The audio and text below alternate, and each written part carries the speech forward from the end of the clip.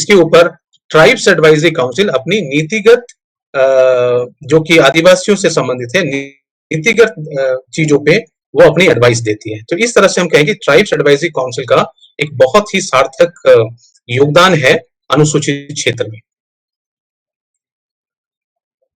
जी गणेश जी। हाँ जी हाँ, तो अब हम लोग जो खास मुद्दा है और अभी जो रूल बने झारखंड में ट्राइब्स एडवाइजरी काउंसिल की जो नई नियमावली बनी, उस पे भी हम लोग चर्चा करेंगे। लेकिन इसके पहले मैं कुछ चीजें बताना चाह रहा हूँ कि वेस्ट बंगाल में ट्राइब्स एडवाइजरी काउंसिल 1953 में आती है, लेकिन उसका रूल बीच में कहीं दिखाई नहीं देता है। इसका मतलब ज्यादातर समय में वेस्ट बंगाल गवर्नमेंट में भी देखा जाए तो लेफ्ट गवर्नमेंट थी, और कहा यह जाता है कि आदिवासी के अधिकारों के लिए लेफ्ट हमेशा संघर्ष करता रहा है, लेकिन वहां पे भी ऐसा कुछ नहीं दिखता है। और जो रूल आता है 2012 में दिखाई देता है, और वहां पे कुछ जो रूल कहते हैं कि जो मतलब जो जनरल रूल्स हैं वो ट्राइब्स लोगों के उत्थान के लिए, बेहतरी के लिए ही ट्राइब्स एडवाइजरी काउंसिल का गठन होता है। लेकिन कुछ कुछ चीजें जैसे कि ministry of backward ex officio head करेंगे ट्राइब्स एडवाइजरी काउंसिल को, ये बात है। अब आते हैं झारखंड पे। झारखंड अब तक जो है 1958 के जो ट्राइब्स एडवाइजरी काउंसिल के रूल हैं बिहार के, मुझे जो समझ में आया वही अब तक फॉलो करते आ रही थी। अब 2002 में जो झारखंड 2000 में जो झारखंड बनता है, उसके बाद मुझे लगता है कि ट्राइब्स एडवाइजरी काउंसिल का जो रूल्स हैं बिहार में जो था वही फॉलो हो रहा था। जो भी गवर्नमेंट आया उन्होंने कोई रूल नहीं बनाया।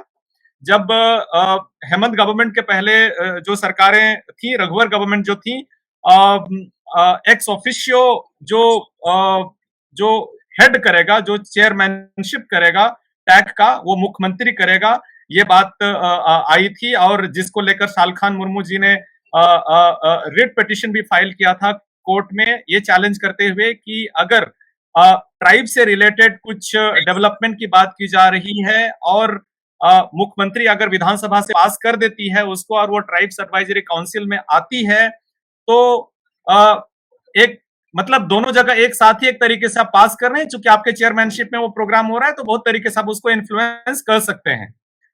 एक चीज ये निकल कर आ रही है। और देखा जाए तो मैं कुछ कुछ जो मिनिस्ट्री ऑफ ट्राइबल अफेयर्स का देख रहा था, उसमें 2012 से 2016-17 तक का मीटिंग का रिपोर्ट जो सबमिट करना होता है, उसमें देखेंगे तो आपको मिलेगा कि आंध्र प्रदेश 2013-14 में सिर्फ सबमिट किए हैं, बाकी 2012, 13, 14, 15, 15, 16, 16, 17 में कोई सबमिशन नहीं किया है रिपोर्ट। छत्तीसगढ़ कम से कम रिपोर्ट सबमिट की है, गुजरात सिर्फ 2015-16 में की है, हिमाचल प्रदेश सिर्फ 2015-16 में की है, झारखंड का 2012-13 के बाद 2015-16, 2016-17, मध्य प्रदेश अब तक कोई रिपोर्ट सबमिट नहीं की है 2012-13 से 2016-17 तक। और मध्य प्रदेश की बात जब निकल कर आई तो 2019 में सितंबर में मीटिंग कॉन्स्टिट्यूट हुई थी। उसका जो नियमावली है, उसकी डिटेल जानकारी अभी तक नहीं मिल पाई है हमें। महाराष्ट्र कोई रिपोर्ट सबमिट नहीं की है 2012-13 से। उसी प्रकार देखेंगे तमिलनाडु भी कोई रिपोर्ट सबमिट नहीं की है। वेस्ट बंगाल का देखेंगे तो आपको मिलेगा 2013-14 और 14-15 का। ओडिशा 2012-13 और 13-14 में सबमिट की है, उसके बाद नहीं की है। राजस्थान गवर्नमेंट 2012-13 से लेकर 2014-15 तक की है। तो इस तरह के जो रिपोर्ट मोर और लेस दिखाई दे रहे हैं, जो कि मिनिस्ट्री ऑफ ट्राइबल अफेयर्स में भी उपलब्ध हैं। अब बात आती है झारखंड की। तो झारखंड की जो अभी नई नियमावली बनी है, उसमें दो तीन जो खासकर रूल दिखाई दे रहे हैं। उसमें यह है कि the council established for the administration and control of scheduled areas in Jharkhand and scheduled tribe shell consist of A chairman, vice chairman and 18 other members. ये तो जनरल ही है, लेकिन जो कुल मिलाकर जो चीजें निकल कर आ रही हैं वो ये है कि मुख्यमंत्री जो है एक्स ऑफिशियो चेयरमैन होंगे, और ट्राइबल वेलफेयर जो शेड्यूल्ड ट्राइब वेलफेयर जो मिनिस्टर हैं वो एक्स ऑफिशियो वाइस चेयरमैन होंगे, ये बात निकल कर आ रही है। 15 मेंबर जो है एमएलए जो शेड्यूल्ड ट्राइब से बनकर आए हैं, उन लोगों में से चूज कर मतलब जो भी चूज मतलब चुनकर आए हैं उनको बनाया जाएगा और कोरम पूरा करने के लिए सिर्फ 7 लोगों का सिग्नेचर की जरूरत है और 7 लोग सिर्फ अगर उपस्थित होते हैं तो उसमें से जो मेजोरिटी मतलब सिर्फ 4 लोग भी अगर किसी कानून को रैटिफाई करते हैं टैक्ट में तो वो पास मान लिया जाएगा। तो इस बार भी सालखान मुर्मू जी का जो लेटर है, विरोध जो प्रदर्शन किए हैं, वो उसमें लिखा हुआ है। तो कुछ सवाल भी आ रहे हैं हमारे दर्शकों से, वो ये है कि ये जो रूल्स झारखंड गवर्नमेंट लेकर आई है, कितना कॉन्स्टिट्यूशनल है और गवर्नर के जो अधिकार हैं, कार्य क्षेत्र हैं, उस पर क्या इंटरवेंशन है? ये सवाल है आपका जी। ठीक है गणेश जी, चूंकि हम एक एकेडमिक डिस्कशन में हैं तो मैं एक लीगल ओपिनियन देना चाहूंगा, किसी पार्टी एफिलिएशन का व्यू नहीं है, क्योंकि पार्टी पॉलिटिक्स में पॉलिटिकली आप करेक्ट हो सकते हैं लेकिन आप कॉन्स्टिट्यूशनली कभी-कभी गलत हो सकते हैं। तो हमारा जो मकसद है कॉन्स्टिट्यूशनली राइट क्या है क्या नहीं है, विदाउट एनी पार्टी लाइन मैं कोशिश करूंगा कि ये जवाब देने की कोशिश करूं। अब देखिए, जहां तक कॉन्स्टिट्यूशनैलिटी की बात है, जनरली सत्ता में जो होता है वो और सत्ता में जो चीज बनती है, अच्छा भी बने तो विपक्ष उसमें कुछ ना कुछ निकालता रहता है और उसको क्रिटिसाइज करता है, ये उसका काम है। लेकिन वो क्रिटिसिज्म किस हद तक कॉन्स्टिट्यूशनली करेक्ट है, ये तो कॉन्स्टिट्यूशन पढ़ने के बाद और उसके डिटेल में जाने के बाद हम कह सकते हैं। तो जहां तक मुझे लगता है इसी संवैधानिकता के ऊपर, पहले बात है कि जो आपने कहा ex officio member, CM ex officio chairman होगा टैग का, ये अभी जो टैग के रूल के हिसाब से बनाए गए हैं। तो इसमें एक चीज आप देखिए, कॉन्स्टिट्यूशन में कहीं नहीं मेंशन है कि ex officio necessarily CM chairman होंगे टैग के, ये कहीं वर्णित नहीं है।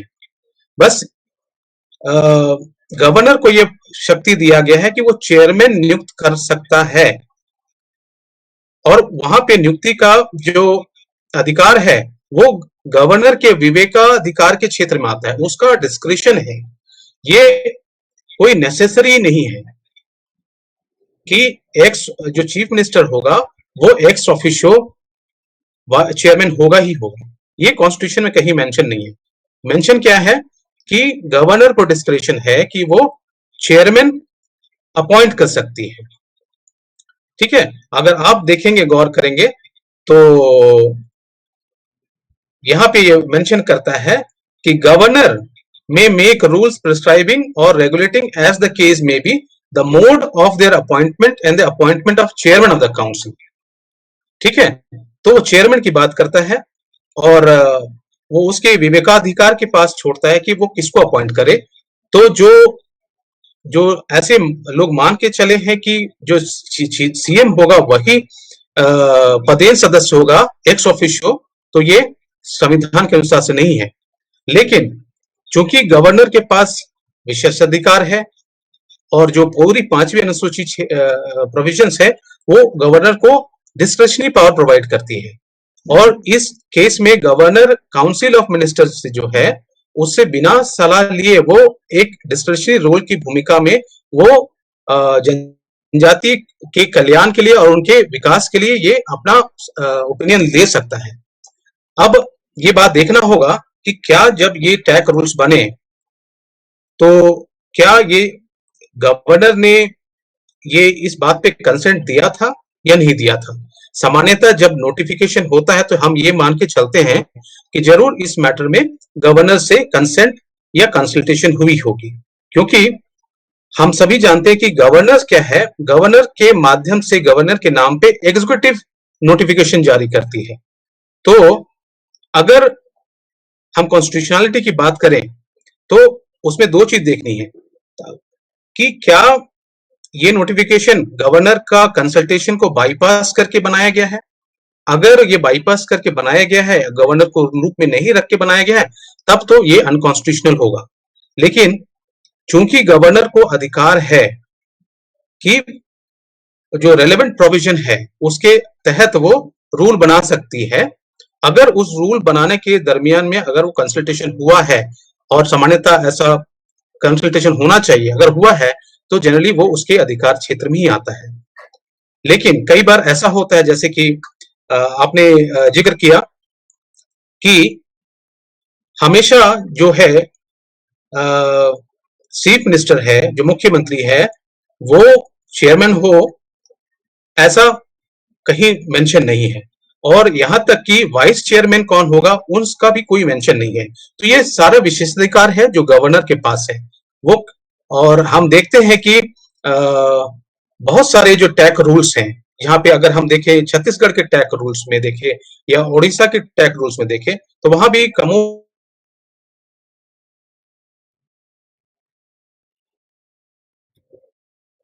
कुछ कुछ जगह थोड़ा अलग है। जैसे कि कोरम की बात आपने की, जब हम देखेंगे छत्तीसगढ़ टैक्स रूल में देखेंगे तो वहां कोरम मात्र 5 मेंबर्स का है, और वहीं हम देखेंगे ओडिशा टैक्स रूल्स में तो वहां कोरम 7 का है। तो इस तरह से देखेंगे कि जो अनुसूचित क्षेत्र में भी है, कोरम के ऊपर कोई एकमत नहीं है। तो ये कोरम पे एकमत क्यों नहीं है, ये अलग प्रश्न है। होना चाहिए, क्योंकि सभी अगर अनुसूचित क्षेत्र हैं और गवर्नर को सभी अधिकार प्राप्त है वहां पे, तो एक यूनिफॉर्म होना चाहिए। लेकिन देखते हैं हम कि वहां पे भी वेरिएंस है। तो ये गवर्नर का विशेषाधिकार है, और अगर उसके कंसल्ट करके उन्होंने बनाए हैं तो तो ये एक तरह से उसका मतलब उसके क्षेत्र का है। क्योंकि हम सभी जानते हैं कि गवर्नर के नाम से ही एग्जीक्यूटिव जो है, कार्यपालिका है, वो कानून को नोटिफाई करती है। और ये गवर्नर अपने सील से किसी कानून को लागू नहीं करता है, वो उसपे कंसल्ट किया जाता है और उसको एक उसका व्यू लिया जाता है और उसके बाद उसको नोटिफाई किया जाता है। तो अगर वो हुआ है तो वो उसका विशेष अधिकार है।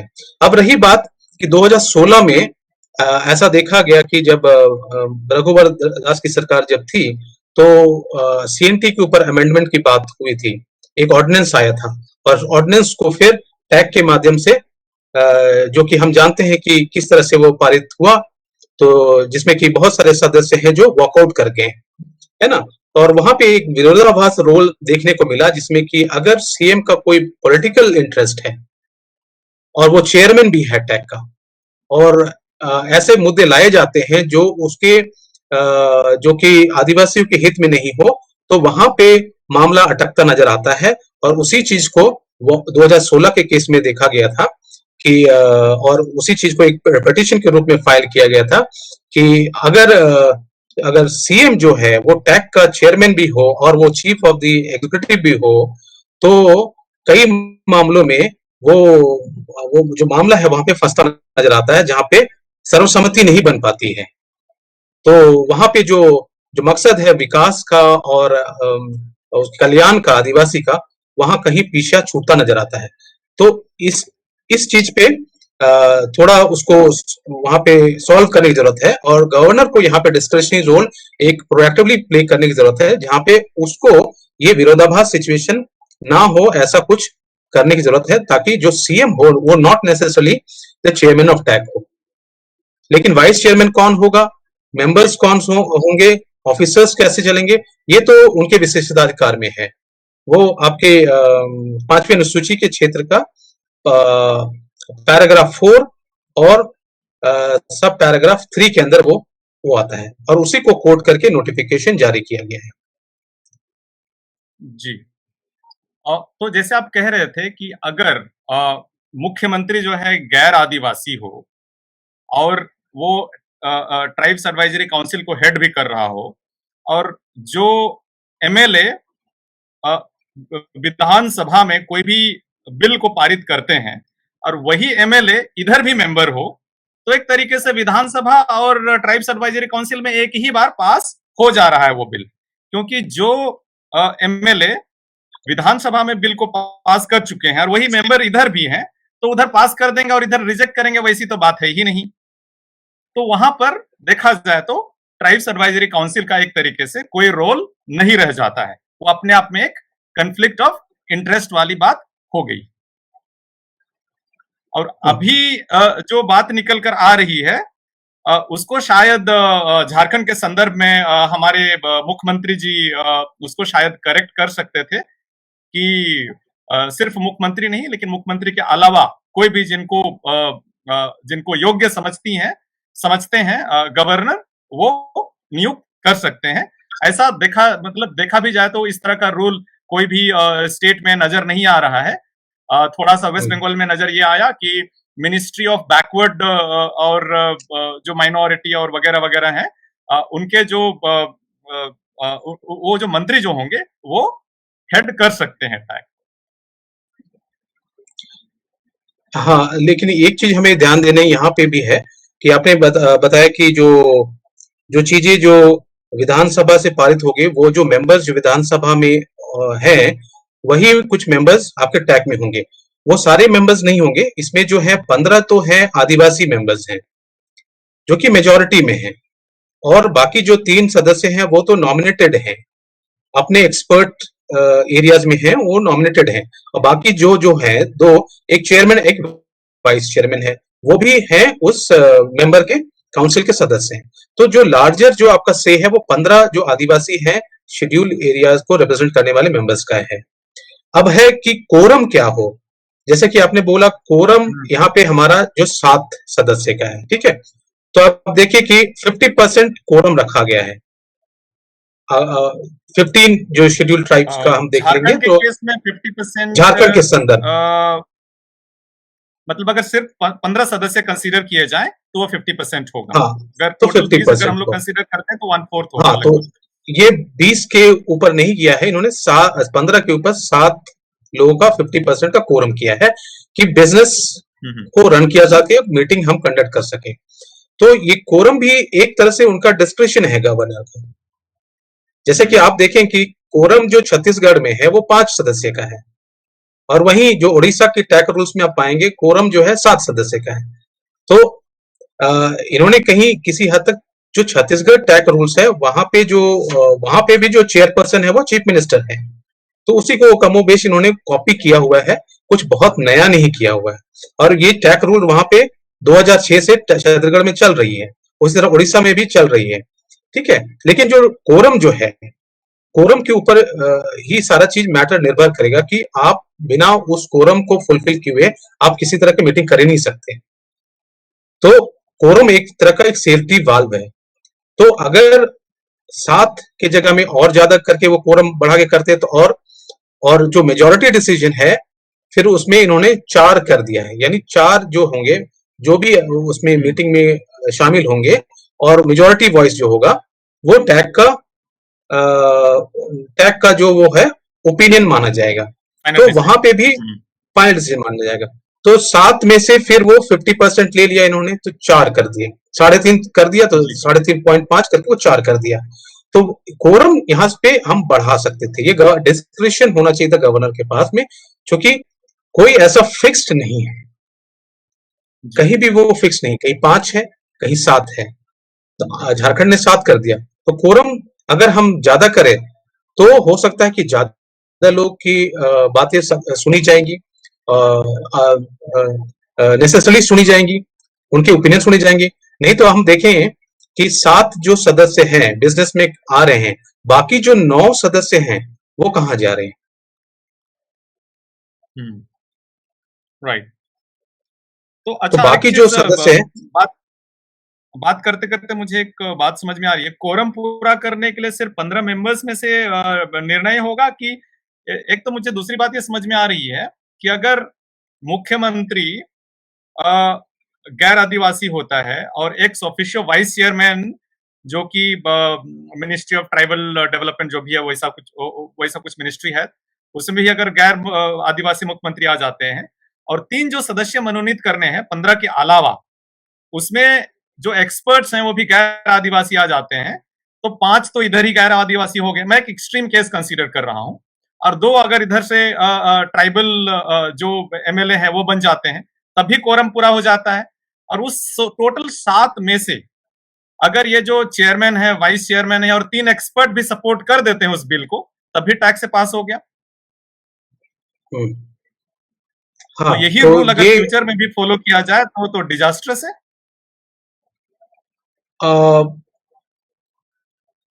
अब इसपे तो ये तो गवर्नर के डिस्क्रिप्शन पे है, क्योंकि गवर्नर का डिस्क्रिप्शनरी रोल है कि वो किसको लेना चाहते हैं। नेसेसरली वो शेड्यूल ट्राइब होना चाहते हैं, होगा, ये तो गवर्नर डिसाइड करेगा। अब हम्म, और ये जो आपने बताया कि मिनिस्टर जो वेलफेयर मिनिस्ट्री का होगा, वो वाइस चेयरमैन होगा, है ना? अभी के जो टैग के हिसाब से वो क्या है, चेयरमैन जी है चीफ मिनिस्टर, और जो मिनिस्टर जो है ट्राइबल मिनिस्ट्री के, वेलफेयर डिपार्ट मिनिस्ट्री के, वो वाइस चेयरमैन होगा। अब वहां पे वो जी ट्राइबल फेस है या नॉन ट्राइबल फेस है, ये तो वो तो हम कह नहीं सकते। हाँ एग्जैक्टली मिनिस्ट्री मतलब ग्रे हालांकि एरिया ट्राइबल काफी है। है, जो जो फेस होगा वो कौन होगा वो तो हम नहीं कह सकते। अब इस बिल्कुल। फेस को गवर्नर की अगर वो गवर्नर के ऊपर है कि अगर वो कहती है हम ट्राइबल ही ले, तो फिर वो ट्राइबल किसी दूसरी मिनिस्ट्री से उठाना पड़ जाएगा, या फिर ऐसे ट्राइबल को बनाना पड़ेगा जो कि ट्राइबल है और वो ministry of tribal welfare deal कर रहा हो, तभी वो कम्युनैलिटी होगा। तो ऐसा सिचुएशन हो सकता है, लेकिन जहां तक अपॉइंटमेंट का जो सवाल है, उसमें प्योरली डिस्क्रिप्शन है गवर्नर का। लेकिन अब ये सवाल है कि हाँ गवर्नर कितना अपने डिस्क्रिशनरी पावर को इस्तेमाल करती है, हम्म, क्योंकि जी ये और अभी काउंसिल ऑफ जो मिनिस्टर्स के सॉरी एड एंड एडवाइस पे नहीं है, और ये काउंसिल ऑफ मिनिस्टर्स के एड एंड एडवाइस पे नहीं चलती है। बहुत सारे जजमेंट्स हैं सुप्रीम कोर्ट के, और गवर्नमेंट ऑफ इंडिया का भी एक ऑफिशियल स्टैंड है। जी वानावती जो सॉलिसिटर जनरल हुए थे, इस बात पे कभी एक बहस हुई थी कि जो 5वीं अनुसूची का जो अधिकार है, जो गवर्नर के ऊपर निहित है, वो काउंसिल ऑफ मिनिस्टर्स के एड एंड एडवाइस पे डिपेंडेंट है, या वो उसके खुद के डिस्क्रिप्शन पे है। तो इसको लेकर सेंट्रल गवर्नमेंट में भी दो दो ओपिनियन आए थे, लेकिन बाद में जी वानावती जो थे सॉलिसिटर जनरल, उन्होंने बहुत सारे केसेस को डील करते हुए एक ऑफिशियल स्टैंड दिया था, इसमें कहा था कि गवर्नर का जो रोल है 5वीं अनुसूची में, वो उसके विवेकाधिकार के क्षेत्र है, वो काउंसिल ऑफ मिनिस्टर्स के एड एंड एडवाइस पे डिपेंडेंट नहीं है। कहने का मतलब ये जो आपका अपॉइंटमेंट का जो मामला भी है, ये उसके ऊपर डिपेंडेंट नहीं है, Jharkhand government council of minister से डिपेंडेंट नहीं है, ये उनके डिस्क्रिप्शन पे है। और यहाँ पे गवर्नर का रोल और भी इंपॉर्टेंट हो जाता है कि वो अपने डिस्क्रिशनरी पावर को किस हद तक इस्तेमाल करती है, या करती भी है या नहीं। अभी तक जो देखने को मिला है कि गवर्नर ने अपने डिस्क्रिशनरी पावर को ना केवल इस क्षेत्र में इस्तेमाल ही नहीं किया, बल्कि बहुत सारे और भी प्रोविजंस हैं जहां पे वो सेंट्रल लॉ को अमेंड कर सकती है और मॉडिफाई कर सकती है, और एक्सेप्शंस और मॉडिफिकेशन के साथ में 5वीं अनुसूची में डाल सकती है। लेकिन इतने सालों के बाद, स्वतंत्रता के इतने सालों के बाद भी, हमें मात्र एक ही दो केस मिलेंगे जहां पे गवर्नर ने ऐसा किया है, वो भी ओडिशा के क्षेत्र में, जहां पे उन्होंने कुछ कानून लागू किए हैं मनी लेंडिंग को कंट्रोल करने के लिए। बाकी किसी भी गवर्नर ने इस क्षेत्र का विशेषाधिकार का कभी इस्तेमाल ही नहीं किया। ये सबसे बड़ी विडंबना है 5वीं अनुसूची में। तो उसी तरह का विडंबना कुछ इस तरह से है कि गवर्नर जो है वो एक तरह से प्रैक्टिकली वो काउंसिल ऑफ मिनिस्टर्स के साथ चला जाता है और अपनी डिस्क्रिप्शन वहां खो देता है। तो यहाँ पे गवर्नर को एक स्ट्रांग भूमिका के रूप में आना चाहिए in the interest of welfare and advancement of scheduled tribes. जी, तो फिर इसी से जुड़ा ही सवाल मैं कह सकता हूँ, जो अभी जो रूल आए हुए हैं, उसमें ये दिखाई दे रहा है कि मुख्यमंत्री मनोनीत करेंगे सदस्य को, लेकिन अब तक जो हम सुनते आ रहे थे कि गवर्नर जो हैं वो मनोनीत करती हैं चेयरमैन, वाइस चेयरमैन योग्यता के अनुसार, बाकी सदस्यों का भी मनोनीत जो है गवर्नर करती हैं। तो अभी के सिचुएशन में अ, मुख्यमंत्री करेंगे ऐसी बात आ रही है, और ये काफी जो साथी लोग भी कह रहे हैं कि अनकॉन्स्टिट्यूशनल है, तो ये फंक्शन कैसे होगा? तो गवर्नर का तो एक तरीके से रोल कुछ रह नहीं गया, एक तरीके से देखा जाए तो टैग में फिर तो। देखिए, टेक्निकली तो गवर्नर ही अपॉइंट करेंगे, टेक्निकली जो है वो गवर्नर ही अपॉइंट करेंगे, और गवर्नर के कंसेंट के बिना उसके नाम पे उस प्रोविजन का जिसमें कि लिखा गया है कि in the exercise of power conferred under subsection सब पैरा 3 और पैरा 4, हाँ, तो governor of so and so state here bye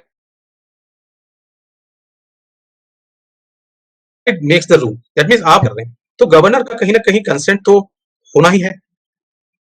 अगर उन्होंने नाम सुझाव भी कर दिए, सुझाव कर सकते हैं, लेकिन कंकरेंस गवर्नर का होना तो जरूरी है। कोई भी एक्ट जो आती है वो उस उस स्टेट के हेड ऑफ द स्टेट के नाम पे जारी होती है, गवर्नमेंट जारी करती है। गवर्नर का तो कोई है नहीं कि वो अपने से कोई नोटिफिकेशन जारी करे, तो गवर्नमेंट ही करती है। लेकिन इस बात को देखना है कि क्या वो कंकरेंस लिया गया है कि नहीं लिया गया है। जी सजेशंस आ सकते हैं, लेकिन अल्टीमेटली जो है गवर्नर को उसमें अपनी ओपिनियन देनी है। वो उसको रिफ्यूट भी कर सकते हैं, वो उसको अपनी चॉइस भी बता सकते हैं। तो ये गवर्नर के ऊपर डिपेंड करता है। एक सवाल आया है, अब दर्शकों से सवाल लेते हैं। हालांकि इस सवाल का आपने जवाब ऑलरेडी दे चुका है, जहां तक मैं समझ पा रहा हूं। एरिक लॉरेंस कुल्लू जी का है, टैक के अध्यक्ष गैर आदिवासी हो सकते हैं क्या? क्या इस बारे में कुछ मेंशन है 5th शेड्यूल में? नहीं, 5th शेड्यूल में गैर आदिवासी हो सकते हैं क्या, इसके बारे में 5th शेड्यूल में कुछ नहीं मेंशन है। बस 5th शेड्यूल में यही मेंशन है कि गवर्नर को अधिकार है कि वो चेयरमैन को नियुक्त कर सकता है। अब चेयरमैन को नियुक्त कर सकता है, चेयरमैन कौन हो सकता है इसके बारे में उसमें नहीं है। कॉन्स्टिट्यूशन में कहीं नहीं मेंशन है कि वो आदिवासी ही होगा, ऐसा नहीं। और ऐसा भी नहीं मेंशन है कि एक्स ऑफिशियो चेयरमैन सीएम भी होंगे, वो कोई और भी हो सकते हैं, इसका है। जी। और एक सवाल है नागराज उरांव जी के पास, 5वें अनुसूचित क्षेत्र में सरकार होती है कि नहीं? गैर आदिवासियों को रहने का अधिकार है कि नहीं? कोर्ट कचहरी होगा कि नहीं? ये बहुत बड़ा सवाल है। आप देखिए उनको कैसे रेस्पॉन्ड कर सकते हैं संवैधानिक तौर पर। जी जी, 5वीं अनुसूचित क्षेत्र में सरकार होती है कि नहीं, पहला सवाल है कि सरकार तो है, क्योंकि आपको गवर्नेंस है। अगर गवर्नेंस हो रहा है तो सरकार का प्रेजेंस वहां है।